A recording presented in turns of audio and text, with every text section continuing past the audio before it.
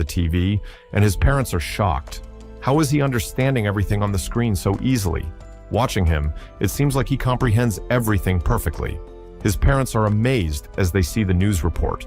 Company chairman Justin has been caught in the Apple Box bribery scandal. Allegations of bribery have been raised against him. Following these events, an investigation was conducted by the prosecutor's office, and the chairman personally appeared to assist in the case. The protagonist is stunned. How could his grandfather still be alive? Unable to believe it, he moves closer to the TV. As he sees his grandfather's face, memories come rushing back. When he was 10 years old, his grandfather was caught bribing politicians with Apple Boxes and had to stand trial. Those who feared the rise of his company criticized it as a dirty move, claiming it was blatant corruption. The protagonist finds it all annoying. If money is so powerful, then my connections should be just as powerful. He recalls how people, including his friends, believe that saving money will make them rich. But his parents aren't thinking about that right now. They're simply overjoyed to see their son crawling for the first time.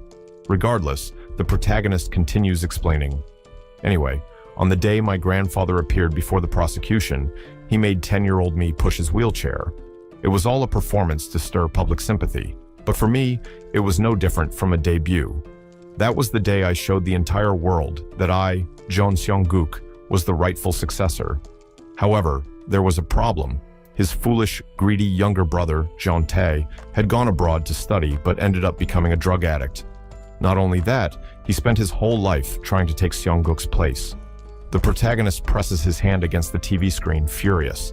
That's not the real problem. The real problem is that I've turned into a child. Even being born in the past isn't the issue. The real issue is my fate, my position. Everything is about to be stolen from me. Overwhelmed, he starts crying uncontrollably. Night falls, and his mother comes into the room with food. He hasn't eaten all day. His stomach growls, but he remains glued to the TV. Seeing this, his mother grows increasingly worried.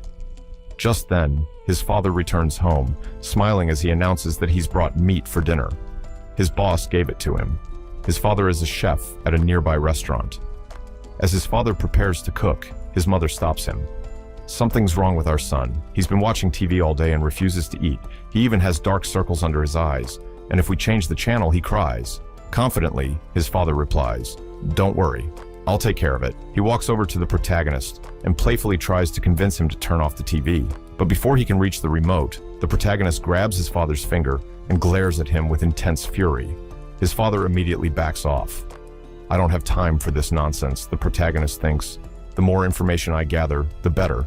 He needs to understand his current situation, his grandfather, his company's condition, and, most importantly, how to return to his original body. His determination is reflected in his eyes. But then, his mother suddenly turns off the TV. Seeing this, he starts crying again. His mother says to the protagonist, "You haven't eaten anything all day. You should eat first." But the protagonist continues sobbing, screaming in his head, "What do you know? Do you have any idea how hard I worked to become the successor of the company? I built everything, only to lose it all in a single night. I don't care about anything else. I just want to go back to my real body." Tears stream down his face as he reaches out toward the dark TV screen.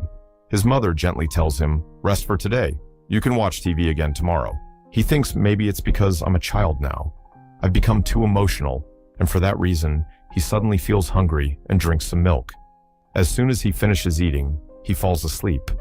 His mother is deeply worried. He's already 1 year old, but he has never once called them Mom or Dad. The only thing he ever does is watch the news. His father begins to fear that they've raised him the wrong way, making their child unable to recognize them as his parents. So, his father suddenly hugs both his wife and child, saying, "From now on, we need to give him even more love. Maybe then, when he grows up, he'll finally call us Mom and Dad."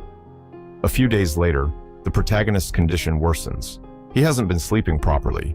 Every time his parents put him to bed, he only pretended to sleep, secretly staying up to watch TV. And when they turned it off, he bit his father's hand in frustration. But despite everything, he hasn't been able to gather any useful information. He begins to feel completely hopeless. The world keeps moving. Day turns to night. Time never stops. Yet here I am, still trapped in this tiny body. He's frustrated. Even in his previous life, he worked tirelessly, but never truly enjoyed himself.